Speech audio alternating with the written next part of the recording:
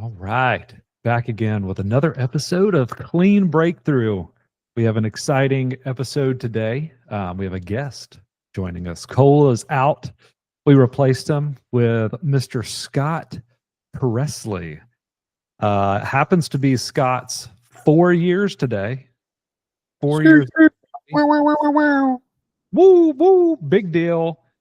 Also, Scott, not only being a guy in recovery, he is the program director at Greenville Transitions. So I figured what we could do today is a little blend of digging into Scott's personal recovery story, as well as kind of digging into what he does at GT, what he sees on a daily basis, and how he puts up with me and especially Lucas. So Scott, thanks for joining us. Yeah, man. Happy to be here. Thanks for having me on the podcast. Been looking forward to it for a while now, so this is awesome. Sweet.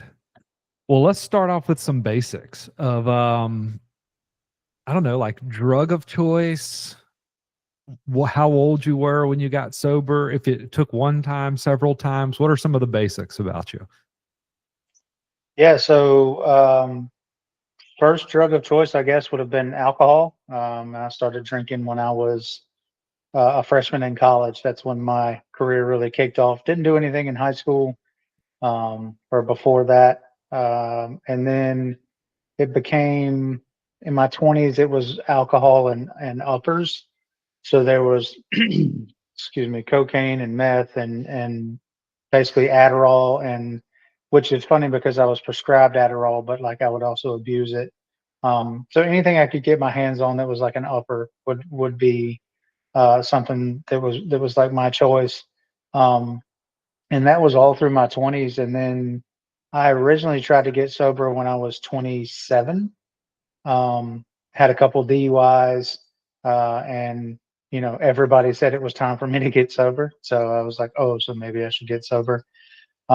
And I did that. I was, going to 12-step meetings and stuff like that for a couple of years. Um, I would say I probably made it completely sober about 2 years, year and a half to 2 years. Um, and I started smoking pot again, which pot was kind of always part of my story, kind of like alcohol was, but it was just like an outlier um, because it had the counter effects of the uppers. So I didn't, I only used it to like basically go to sleep at the end of the night. That was what I used it for. But then it became my main drug of choice for about 2 years because I convinced myself I didn't have a problem with that drug. It was just the alcohol and the uppers. And so I started smoking pot, and then I didn't have a problem with pot until I ran out you know, of pot. And then I had a problem. And I couldn't get any more. And then it became, okay, well, I know what I can get that will at least make me feel better and not make me be on edge or whatever. And so I started drinking again because it was accessible and, um, it was slow at first, but that only lasted for a couple of weeks. And then it was really back like wide open again. And so that was from probably 30 or 31 years old until I got sober 4 years ago. So that would have been um, 30 years old to 38 years old. So 8 years of that. I got a question for you because Sure. we are not cut from the same cloth. Because I was more of a downer guy. Like I feel like if this were like the baseline energy level, I was like already up here. So uppers and we didn't mix well. I always wanted something to bring me down. As a kid or like in your youth, did you notice, like, did you always have kind of depleted energy levels and you felt you needed that boost? Or like, what were the uppers doing for you? I guess is my question. Yeah. So it wasn't necessarily energy. It was more what it did to my brain. So um, I've always thought really fast, talked really fast, been able to memorize things really quickly. Just like my brain worked pretty fast, sometimes for good, sometimes for not. And so when I was 11 or 12 years old, they diagnosed me with ADD, and started putting me on Ritalin. And I remember when I started taking that stuff, that like how my brain felt. And it was almost just like you took all these things that were firing in different directions, and then you could like laser focus them. And I could really, really like hyper focus on stuff, um, and really go, basically like trying to max out my brain's power. And that's really what I used it for. And then all the other uppers that came in afterwards, the cocaine and the meth and stuff like that, that was all part of the same. That's the high that I was looking for, was just that hyper brain activity. That's what made me feel smarter. It made me feel, um, just better all around. And it also, in turn, allowed me to drink way more than I should have been able to, because it just blacked all that out. Um, and it was, almost counterproductive, not counterproductive, but counterproductive in a good way, because it balanced all that out so that I could drink as much as I wanted to. So, a lot of times when we're talking about using substances or abusing substances, especially in like all the guys we work with, there's always fears and insecurities attached to it. Can you explain, like, if any at all, like what that looked like for you? Was it a covering up fears of like, oh, so I seem smarter than these people, or so I can have the energy and be the life of the party because I'm normally not? Like, was there anything like that, or it was solely just like for selfish reasons of like, no, I just want to maximize my brain's potential? No, the insecurity for me had been around prior, way before drugs and alcohol ever entered the picture. There was always insecurity. There was like this strive for perfection that I always had when I was younger, that was always unattainable. And a little bit of that I had, um, parents that were looking for me to be not perfect, but always wanted me to kind of, they always wanted me to do my best. And a lot of times I took that as wanting me to be perfect. And I think that's where a lot of my insecurity came from as well. And again, I don't think that they were like forcing me to be somebody that I wasn't. They just saw my potential and said, hey, you're pretty intelligent as a kid, so you should be able to do these things. And then when I couldn't do those things because I couldn't focus or because of whatever other reason, then it definitely became like an insecurity issue at that point. And the drinking was definitely came into play to cover up insecurity and to cover up fear, and to be able to talk to women the way that I wanted to talk to women, to make jokes the way that I wanted to make jokes, and to exist in friend groups the way that I wanted to exist in friend groups, which was, yes, to be like the life of the party, um, because I was, naturally like a funny human being, like somebody that looked for humor in all situations. But I was always scared to put it out there, because the last thing that I wanted was somebody to, call me out on something or to make fun of something that I did, because that was just, especially when I was, a teenager and under, was just like detrimental to everything that I did. So if somebody, all it took was like one person to say, man, you sound stupid, or that joke's not funny, or whatever, and I would immediately just like shut down. And and drinking basically allowed me to not care as much about what those people thought, and to could just continue to try to be funny and try to be part of a bigger group. And the uppers made my brain fire faster, so it made me think faster and think on my feet and be wittier. But it also allowed me to drink more, so I could consistently just keep that insecurity pushed down as far as I could. Um, and then, of course, as soon as the next day came around or the next morning came around, the insecurity came back tenfold. Mm. Um, and it was just because then what did I do last night? And then you start to hear about what you did last night and all the things that happened.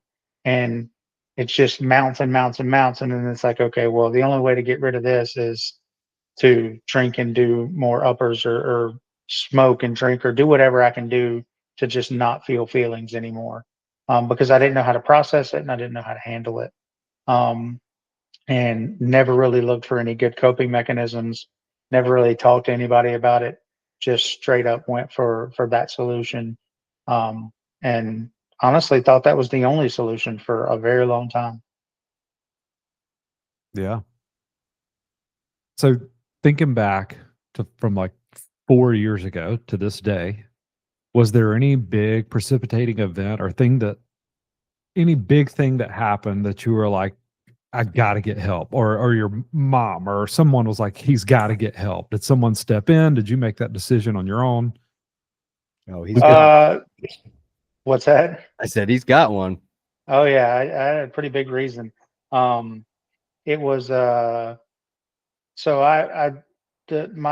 my second career, as I call it, in drinking and doing drugs was mainly just drinking and smoking a little pot here and there, and so I drank so much, and I drank every single day, like all hours of the day, and did like a ton of damage to my body, um, way more damage than I ever did drinking and doing all those drugs. Excuse me. And so when I did that, I ended up getting into a situation to where my body was failing me, and I couldn't figure out why. Like I didn't know what was going on, or maybe I didn't want to know what was going on. It was really easy to tell that something was happening that was bad, and even I knew that it was definitely a direct result of the alcohol that was doing it all. So it wasn't like I could hide from myself too much. But I had been in touch with my sister, uh, who had just had my nephew. He was like a little less than a year old, and she was the last family member that was kind of talking to me at that point. Everybody else was done with the 20-year-old games. These games that have been going on for 20 years. And she had actually said, I think maybe you should try going to rehab this time or going to treatment because you didn't do that before, and maybe that'll help. And I actually agreed to it. And this was like 5 days before my big event happened. And then I got up one day, and I lived in like a townhouse that had stairs going up to the bedroom, and I walked gingerly down those stairs, and that was the last time that I was able to walk up those stairs. And then 12 hours later, um, I drank my last drink, and that was the last time that I was able to like get up off the floor. And so it was the craziest thing because I would go and to like push myself up on the couch, and I would push as hard as I could push, and there was nothing. Like my body just didn't respond. It was the craziest feeling. And so I thought this was it. I thought like, okay, this is how it's going to end. And I sat there for like 2.5 days, almost 3 days, in the floor, not being able to eat, not being able to go to the bathroom, like none of that. And finally, I, you know, I don't know what it was. I mean, I have an idea of what it was. It was, something greater than me that made me pick up the phone and call my sister. And I asked her, I said, can you take me to your house and keep an eye on me until we can get this treatment thing squared away and I can go there? And she said, why would I need to keep an eye on you? And I said, well, because I can't get out of the floor. And she said, I'm going to come pick you up and we're going to take you to the emergency room. And they did. And they drew blood in the emergency room. And the little girl drew my blood, went away, came back 20 minutes later and said, I need to draw your blood again because something's wrong with the numbers. They're not right. And I was like, okay, sure. Drew my blood again and came back with a doctor in tow the next time. And that's when I found out that my hemoglobin, which is like blood volume in your body, was in the tank. Basically, I had like a quarter tank of blood in my body. And your body just can't operate like that, which is why I hadn't been able to function or move. And anytime I could even get up to my knees, I would like black out because there wasn't enough, blood going through my body. Turns out I had like internal bleeding going on from all the drinking I'd done. It kind of destroyed all the esophageal varices and stuff in here. Um, so I was pretty much in a point or in a situation where I didn't have a choice. Um, I it sounds a little dark, but I couldn't die. And so like my choice was living and living with what I had going on. And so I was like, well, I'll just go to treatment then. And we got it set up for me to go to treatment. I had to use a walker for the entire time that I was in treatment. I was 38 years old using a walker just to be able to stand up and walk from point A to point B. Um, but it was really in treatment where I started to, when you can't like walk around much, like you end up having conversations with staff a lot because the staff are the ones that are trying to make sure that you don't like fall over and stuff. And so I started talking to the behavior techs and the nurses and stuff like that a lot. And that was where the light finally started to shine a little bit. And I was like, okay, well, if I manage to get this, stick with this, maybe that that kind of work is something I might want to do. So those little things came in to where I started to feel better, obviously, even though I was having trouble walking. And it was almost like I had a plan or just something that I could work towards when it came to like working in recovery or something like that. And that was kind of my like aha moment to where I just started to try, and wanted something more than, a slow anguishing like release. I wanted to like give it a shot and try to make something of a life that I hadn't made anything of so far. Yeah. So you're 38 years old. You're 38 in treatment. What did that treatment look like for you? Like, was it a 30-day, a 60-day, a 90-day? Also, like, you were at your house drinking all the time. Your sister had to come get you, but I didn't hear anything about like a job. Did you have to call a job and quit or say like, hey, did you have anything like that going on? I'm just trying Yeah, to talk through the transition of like where you were at into treatment and what that treatment looked like. sure. Yeah. So I did have a job. I worked for a property management company in Clemson at the time, and it's so funny because I talked to them like a year after I'd gone to treatment, and they said, we just thought you were sick. We didn't realize what was really going on. We just thought you had like a sickness or something like that. But I did have to let them know that that I wouldn't be back. The treatment that I went to was a 30-day treatment, um, and it was like a detox and treatment center all in one. And so I ended up being there for 37 days total. And the greatest part about the company that I worked for, I got really lucky. It's like a mom and pop property management company. So like smaller, is like 6 or 7 employees total, including myself. And I wasn't going to have a job when I got out because I was the office administrator. So it's really hard to go almost a month and a half without an office administrator. Also, not even knowing if I could do my job when I got back. And, I wasn't one of those people that was going to be like, no, you have to give me an opportunity to come back. Like I was basically like, I get it, 100% get it. But what they did for me is something that I probably can't ever repay is they let me pay for and keep the company insurance that I had with them.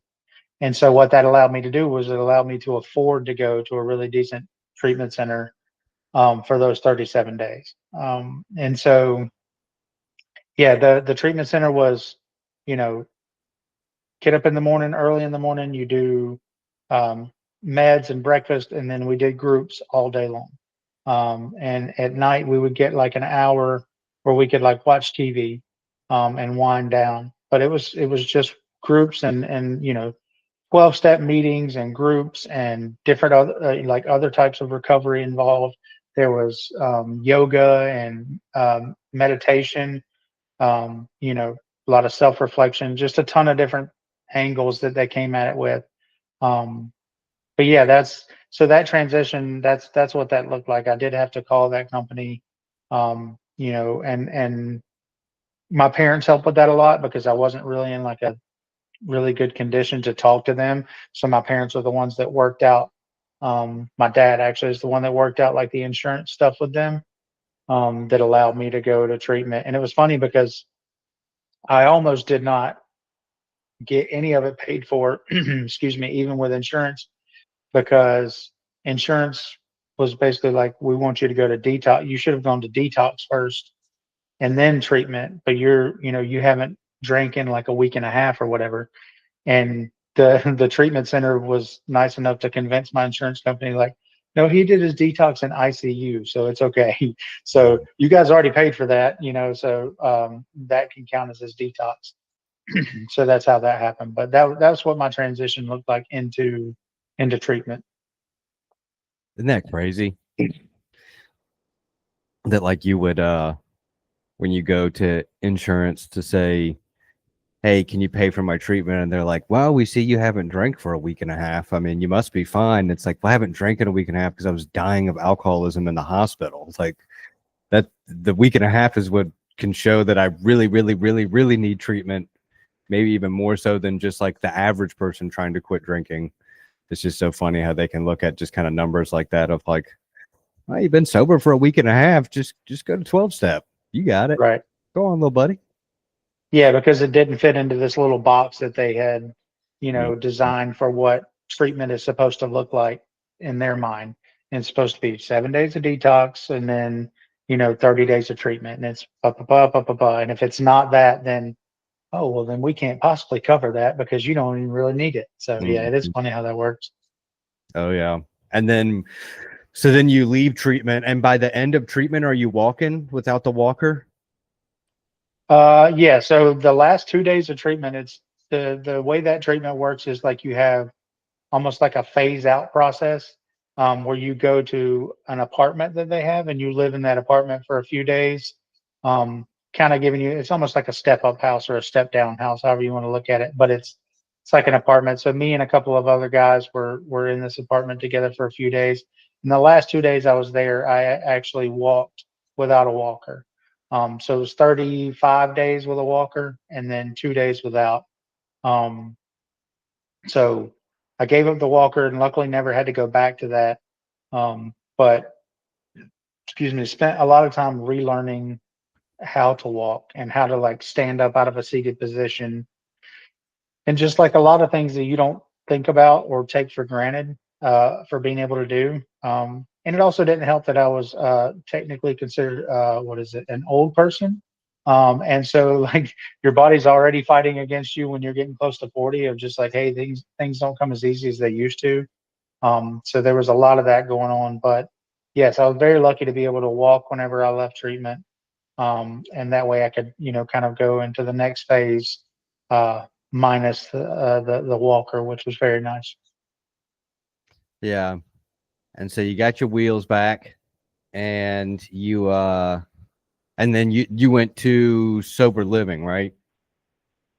Yeah, so they gave me a choice when, they have like the coordinators and everything at the treatment center, kind of like, aftercare. What do you want to do? What are you thinking? They were like, do you want to go to a sober living, or do you want to go back home and go to like an IOP or a PHP or something like that? And I knew this is the first time I ever made like a really good decision for myself, I think, in sobriety. I was like, if I go back home and try to just do IOP, I was like, that's not going to work. I was like, I'm going to drink again. I can tell you right now, because I knew if I went back to the environment that I left, um, and the state of that apartment that I lived in is a whole other story that that is not a good story. Um, but I said, I need to go to a sober living. Like I can't go back to what I was doing. And so they found a sober living, that I could go to that was decently close to where my family was. That was really the only thing I was like, it doesn't have to be in the same town. I just want to be able to like see my family occasionally if they'll have me, and do that kind of stuff. And so I found a sober living in Greenville and went there. Um, and I did that I was in that sober living for 6 months. It was an apartment that I lived in with four other guys. Had a roommate in the bed next to me in like one of those little apartment rooms, which was great. But honestly, like I never, even in sober living, even when it's like cramped and there's five guys in a 3 bedroom, 2 bath apartment, and all the stuff that's going on, I didn't have, necessarily all of the freedoms that I could have had if I had just gone back and gone to IOP. Like I never regretted it for a minute because it was just like at that time, like especially a month or so into, um to sober living, I had pretty much convinced myself that, you know, whatever they say I need to do, or whatever other people who have been through this say that I need to do, I'm going to listen to what they say. And I'm going to try to do that stuff. Because clearly everything I've done before or tried to do before has not only not worked, but like failed miserably. So I really want to try to, start from scratch and do it right and see if I can. And so there was, a lot of that going on in my head, which was good stuff, and I would occasionally run into the thoughts of, yeah, but you're almost 40 years old. How are you going to restart at 40 years old? Like you're halfway through your life if you're lucky, that kind of stuff. But luckily all of those thoughts were soon um, taken over by seeing the good that this was doing, seeing how good I felt, and just seeing, starting to see more and more light at the end of the tunnel, the further that I went into sober living. What stands out to me, as it sounds like the switch flipped for you pretty early, or the aha moment, if you will, of like, gosh, I really need to make these changes in my life. Sounded like that happened in kind of the first 30 days. Whereas for me, when I look at my personal journey, it was like 8, 9 months into being in like a structured, supportive environment and community before I was able to have that moment of, I mean, I had a few moments of like, oh, maybe I should do this. Maybe I should continue this way of life. But it was like 9 months in before I was like, I got to do this. I've got to switch my lifestyle to this one of recovery. And it's just so fascinating of the difference there. Like, is it an age thing? Because I was 23, you were 38.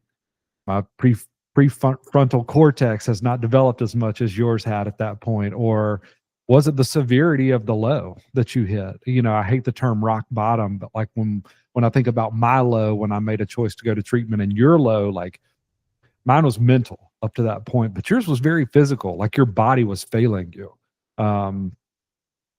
But it's always fascinating to think through, like, what caused the switch to flip for you much earlier on in the journey than for me. But like, what would you say? What, Lucas? I was gonna say he had like from what I know, and I've known you for coming up on 4 years now, but I feel like it's like the perfect storm of willingness.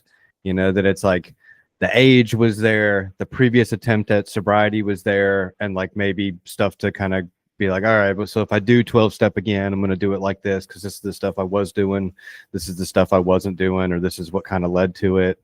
The huge physical medical event, of like losing 3/4 of the tank is a nice way of saying it, but when you really think about it, like that's wild. To even like survive that. I mean, you could see a lot of people having something like that happen and it being just like new lease on life, whatever. And then I know also with your nephew being born, that was a big one too, of like being an uncle and your sister talking to you about like, hey, like you're not going to be in this kid's life if you don't like get your shit together. And so I feel like all these things together just happen to be this like perfect storm of willingness. And then also like insurance lined up so you could go to treatment, like the right sober living lined up to go back to Greenville. Like everything just kind of like fell in front of you. And something that I always say is that like you have like one of the most like perfect yet like boring recovery stories. Like the entry into it is really interesting, and there's like all this stuff going on, but then it's like it switched for you so early that you don't have those like as many of those early stories as maybe someone who like David or I, who like struggled for like 9 or 10 months, where a sponsor's like talking to them and they're like, dude, do this. And you wouldn't believe what my sponsor went and did, like that kind of stuff. Cause you were just so ready that it was like, hey, do this. You went and did it. Do this. You went and did it. What do you think about me doing this? I don't think it's a good idea. You didn't go do it. Like everything was just like by the book, cause that switch had happened so early. And I think it like benefited you so much and like shot you ahead of the game because you were just doing everything and you were so willing at every turn. But I feel like that's so unique for that perfect storm of willingness to be there, because normally there's some piece of it that's missing where you kind of take your will back. And like you said, like for 5 guys, for a guy to not have anything to complain about in a sober living period, crazy.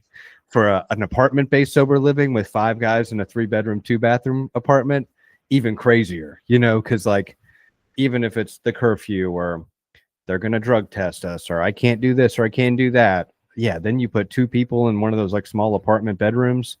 And I mean, there's so much stuff that could kick up. You were a solo guy living in a townhouse by yourself. Like, I just need to get back to that. And I need more space and I need my me time, you know, all the stuff we hear. So like just the willingness is what shines through at every step of the story from when you got sober to me.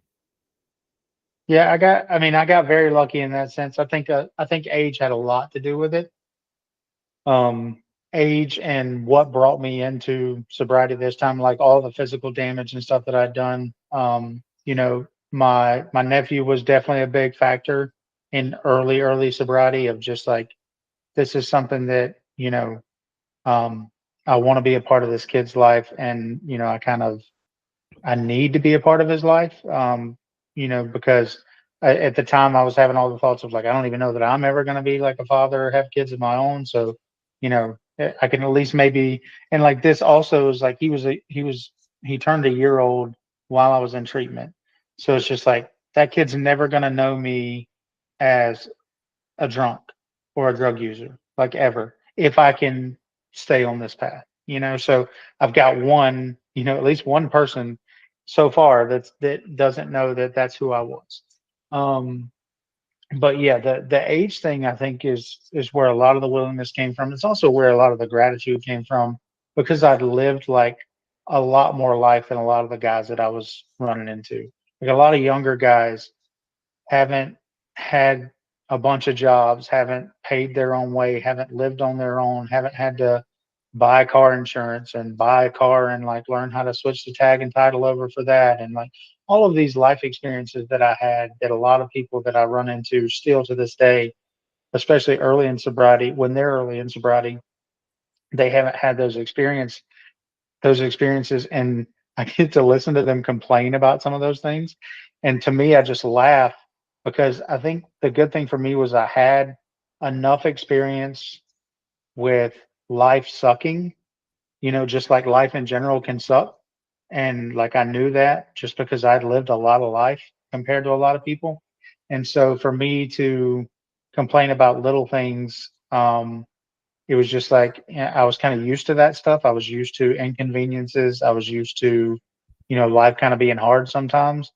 And I think that made my life in sobriety a lot easier, and it made it easier to see the good things that came. And so, like, while I didn't have as many um, back and forths or didn't have as much unwillingness in the beginning, um, I replaced a lot of that with like recognizing things that happened to me in my sober living that I still think of as like really cool little moments that happen, along the way.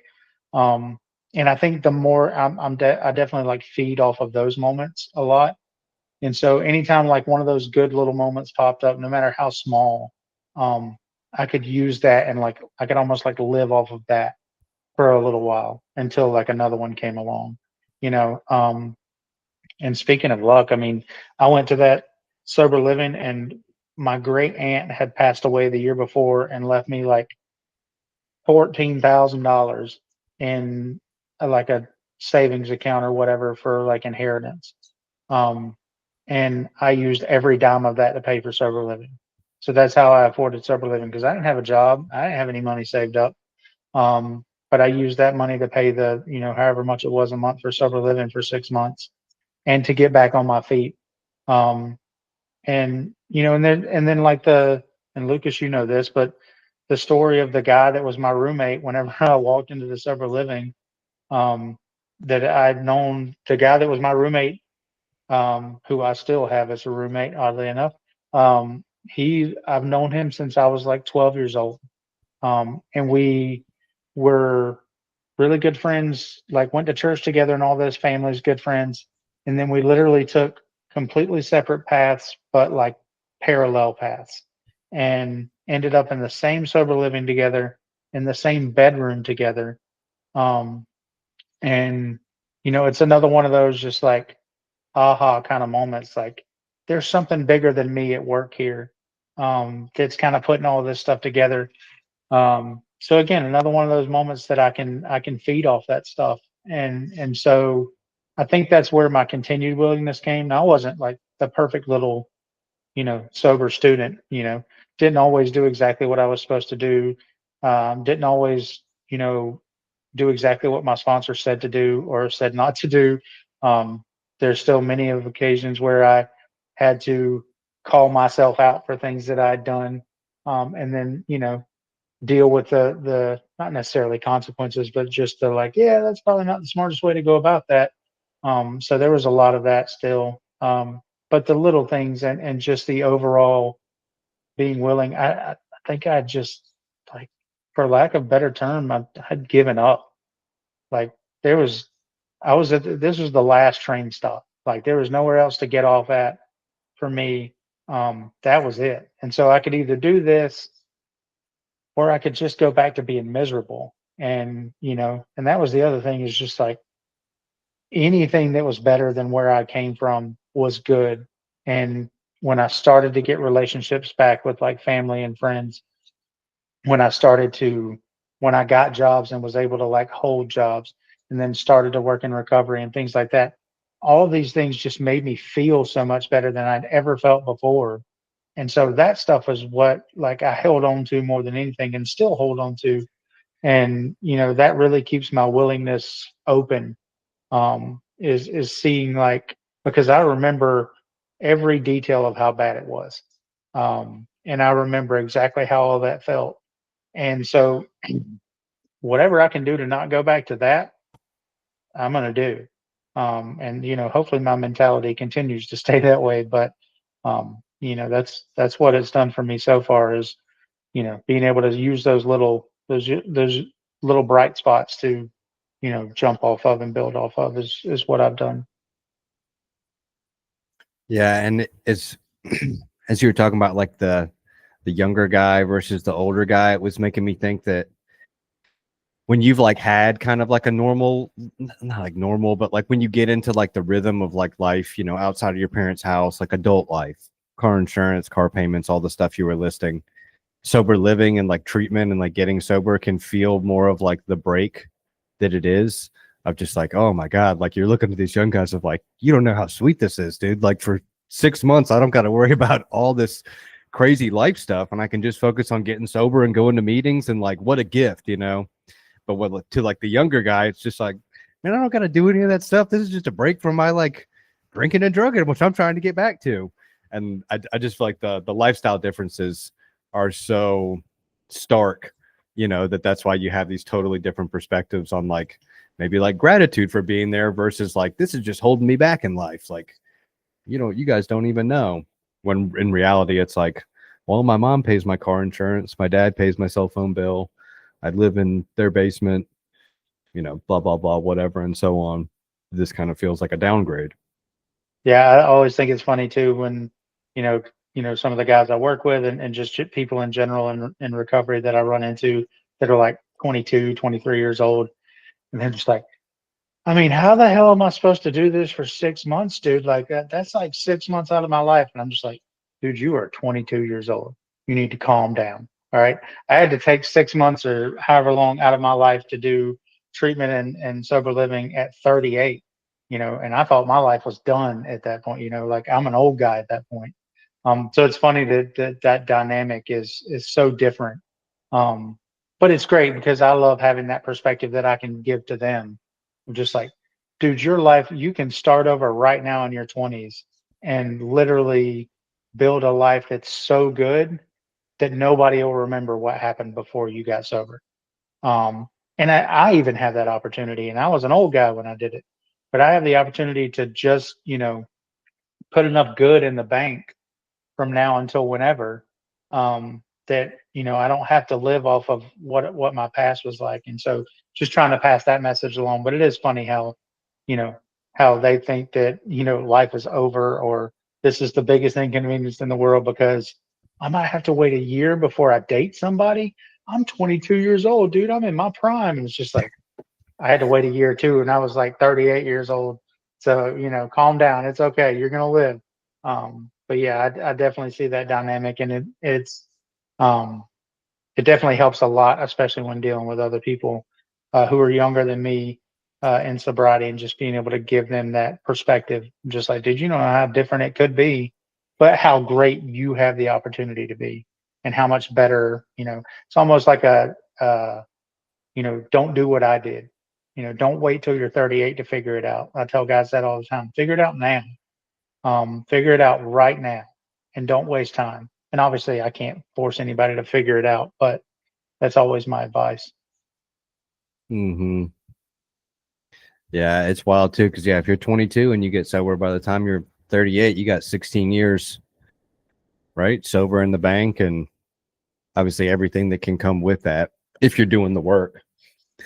But so, what does work look like when you get back into that in sober living? You were selling something online, right, or over the phone when you first got sober?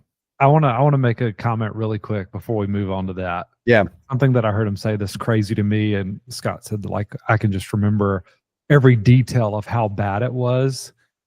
Now, 4 years later, you can remember those vivid details, which is crazy to think about, because I think in my mind, it's like addiction is the only thing that happens with. But if you think of other, for me, like tragic events, like I think back to a night where I got beat up, I got jumped by a group of people who were on drugs and drunk. As close to the event as I was, like a day later, I remembered every detail of that event and how tragic it was and scary and traumatic. But like now, years later, it's tough for me to remember that event.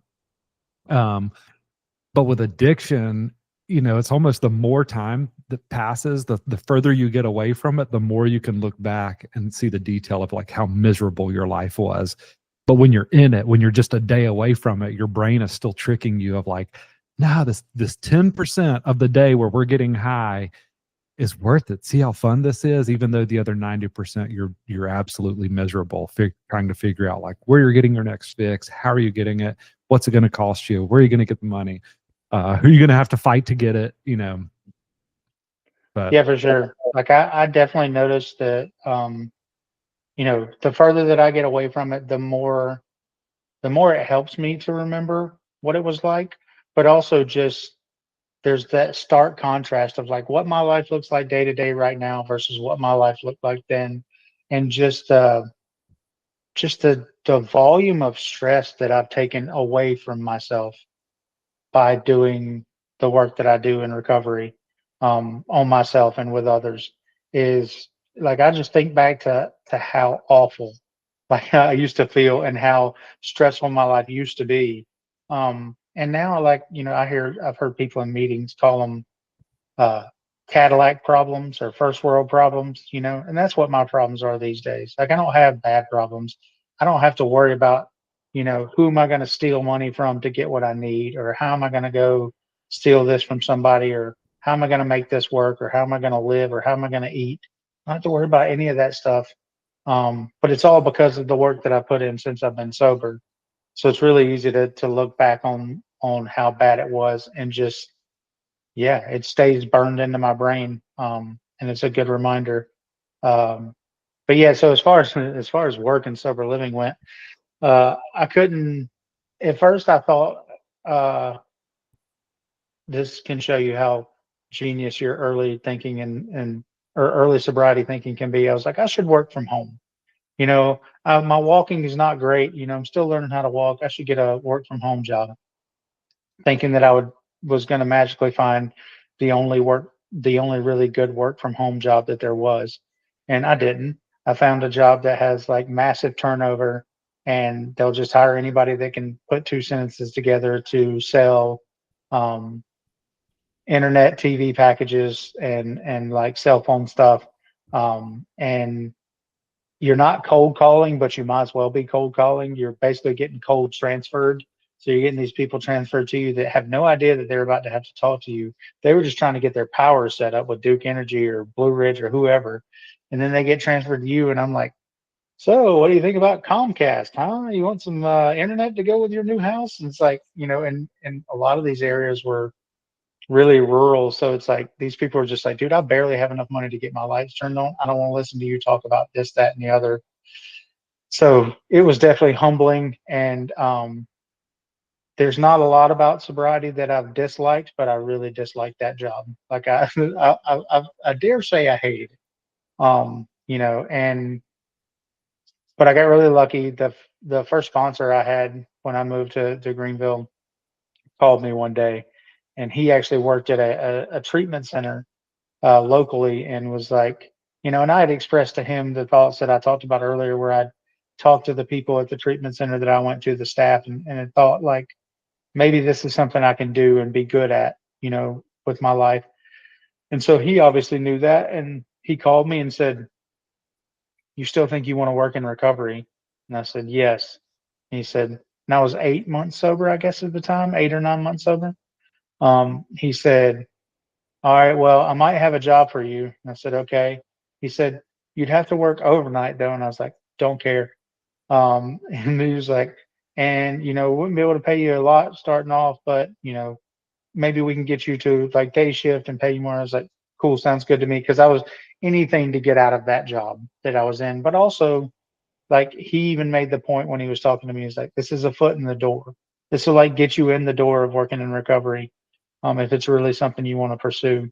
And he was like, "All right, well, just, you know, see whenever you can work your last day with the other job." And this was a Thursday. And I emailed one of my 38 bosses that I had with that job, and was just like, "Hey, so I need to put in my 2 weeks notice. So what would my last day be?" And they were just like, "Your last day can be tomorrow." I was like, "Fantastic." So I called my sponsor back, and I was like, "Hey man, I can start on Monday." And he was like, "Excellent. So we'll see you on Monday at this time." And that's where I started working in recovery as a behavior tech, as an overnight behavior tech, when I was, you know, 8.5 months sober or something like that. You stayed with that company for a while, right? Yeah, 2 years and 2 months. How did I was with you them. with them? Like you went from an overnight behavior tech to what? So I went from an overnight behavior tech to I moved. A day shift opening came open, and they asked me first. They were like, "Look, you know, we think you'd be good on days. Do you want to move to day shift?" And I was like, "Well, yeah."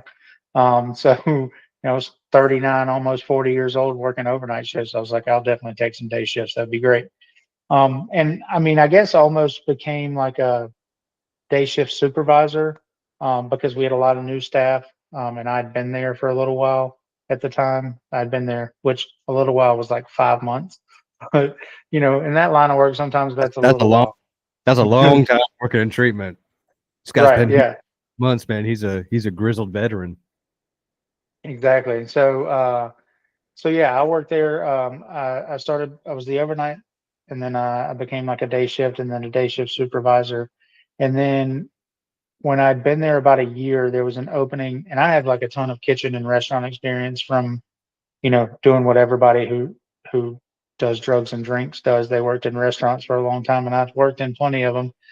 And there was an opening in the kitchen, and I swore off working in kitchens, or restaurants. I was like, I'm never doing that again, because it's just not a conducive place to recovery usually.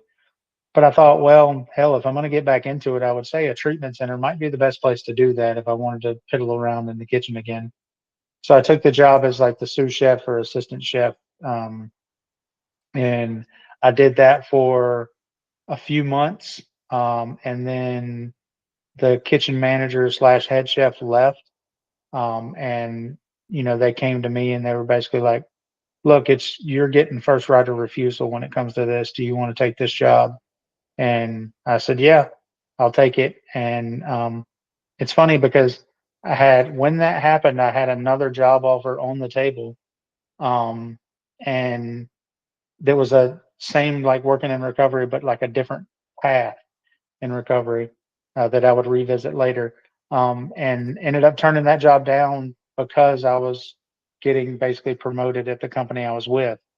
So it's just funny how that stuff works out. And so then I was the kitchen manager, and I did the kitchen manager thing for 8 months, maybe 9 months, or yeah, 8 or 9 months until I left. And so I was there until the midsummer of 2024.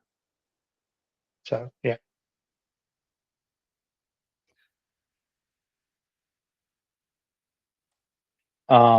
Go ahead, Lucas. Lucas is thinking. Well, it's funny. I was thinking about that that other job was GT.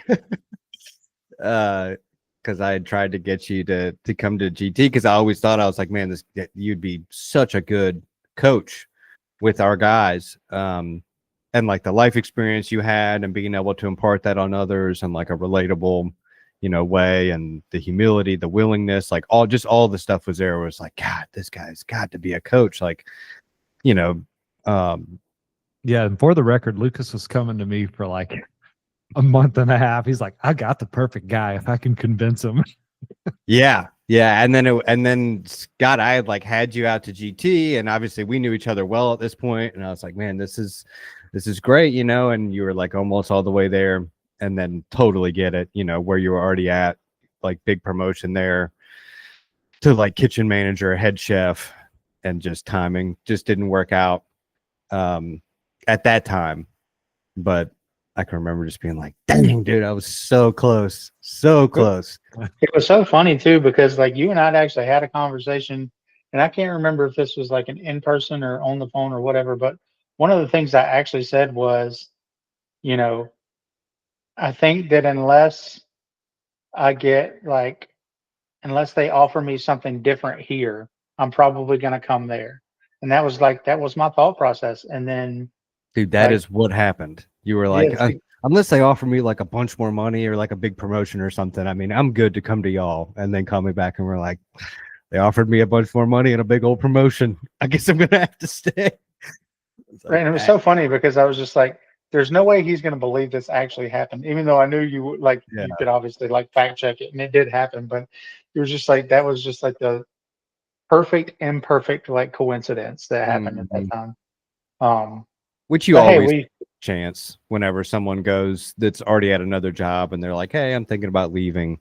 If they're really good, which you're really good, and that's why two places were fighting over you, then the place you're trying to leave is going to be like, what can we do to keep you, And so they threw a bunch of stuff to keep you because that's how valuable you were to them. So I think all that speaks to just like your work ethic and how you show up, and that you'd even have two places throwing money and accolades at you to be like, please come here.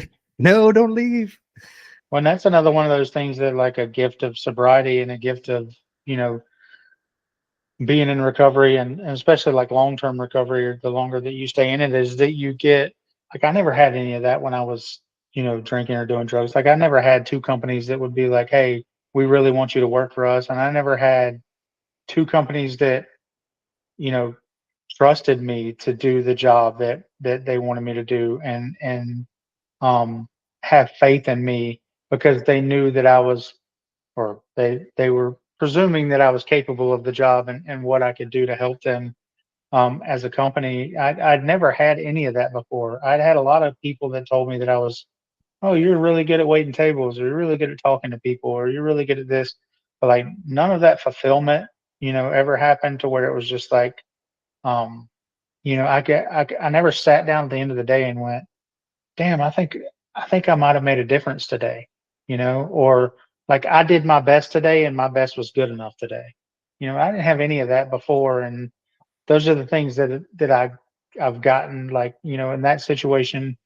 And then again, that situation basically represented itself like a year later, when Lucas came calling again, and they offered me, the place that I was at offered me more money to stay, offered me potentially different roles and things like that. But at that point, I think that I had kind of seen, I think I kind of reached the ceiling where I was at, or at least in my head. And a lot of people I talked to um, kind of echoed that, of just like, you're going to be kind of confined or pigeonholed if you stay in this role, and it's harder to get out of that. Whereas GT offered me um, a completely different role, um, and a more immersive role in the recovery, like the day-to-day life of people in recovery. And that ultimately sold it for me. And it was, And I hated to tell the other company that, you know, I was leaving. But that's what it came down to. It was just like, you know, this has like, I can go further, and not even as much like go further or like make more money. All those things are great, but I can make more of a difference doing this. And I feel like that I can have more one-on-one interaction with guys in recovery. Um, and, you know, try to impart as much like experience, strength, and hope as I can to as many people as possible. And I think the best opportunity for me to do that is to go here. And so that's what I did. Yeah. No, I think it I think it checks out. And obviously it's what I believe in. So I'm biased, but and I think anything where you're working with people in recovery, when you're in recovery, you know, can obviously be great. And there's a lot you can share with them. But again, obviously biased, but I have an affinity for like long-term sober living because I think you get to work with people for such a long period of time. Sometimes at least it can feel to me there's a bigger difference to be made when I can spend like 6 months, 7 months to a year with somebody as they get like fully, you know, basically from like detox to us and then all the way back to like them getting their own apartment, picking up a year sober, graduating college, whatever. I think there's a lot more reward. It can feel like there's a lot more reward to it to get to see that change over that period of time. It's also a hell of a lot more frustrating sometimes, you know, because you're just like, God, this guy is just like not getting it for like month after month after month. And then that turn happens. And that's what like makes it all worth it. But Yeah, yeah, I mean, there's two things that I take away from that, especially the one thing that I've heard you, Lucas, say several times, and my the guy that I work for that hired me at the treatment center before, um, he said it to me several times too. It's like, you know, if you're gonna try to take credit for the victories, you got to take credit for the losses too.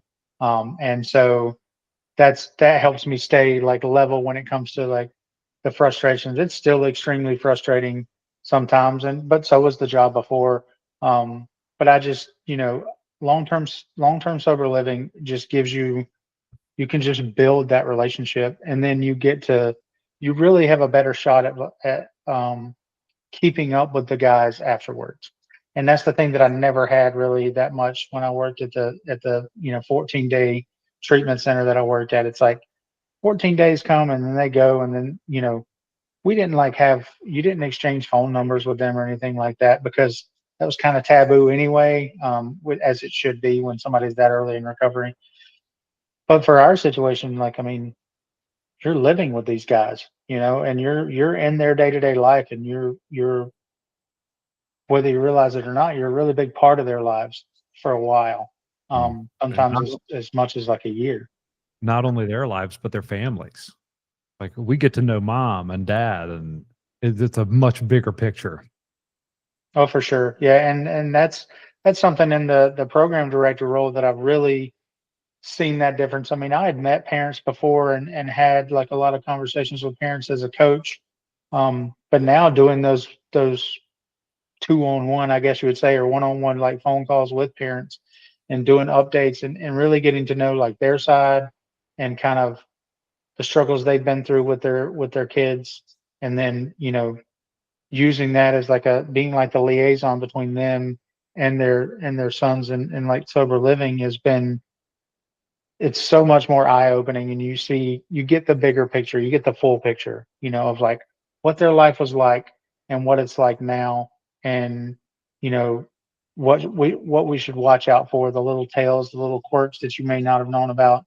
And you didn't get any of that in like a, you know, in a 14-day treatment center. You know, you'd be lucky if you get to know like where they went to school or any of that stuff. You know, you're just trying to have conversations about like, you know, don't drink or do drugs today. That's what we were trying to do. You know, don't AMA and go do crazy stuff. Just don't do that. Whereas here, you're building full on relationships with kids, with parents, um, that'll, you know, potentially last forever.